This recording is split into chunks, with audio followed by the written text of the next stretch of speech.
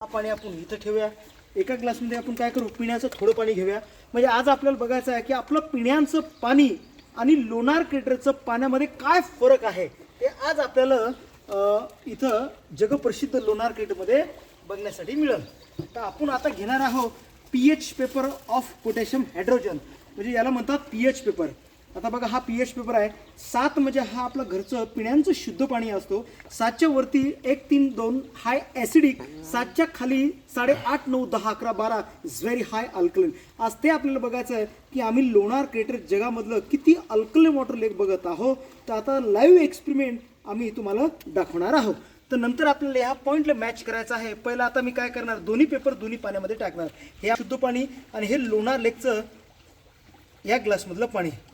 आता दोन्ही पेपर आपण वरती काढूया। दोन्ही पेपर तुमच्या समोर आहे। जो उजवा पेपर आहे तो ब्ल्यू झालेला आहे, त्याचा खालचा ब्ल्यू पॉईंट 11 वर पोहोचलेला आहे आणि डाव्या हातावरला जो पेपर आहे त्याचं 7 वर पॉईंट पोहोचलेला आहे।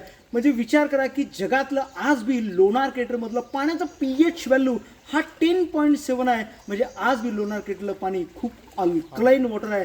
म्हणून ह्या पाण्यामध्ये मेडिसिन प्रॉपर्टीज काय आहे, जसं मी सांगितलं सल्फर आहे, गंधक आहे, न्यूट्रल आहे, सोडियम आहे,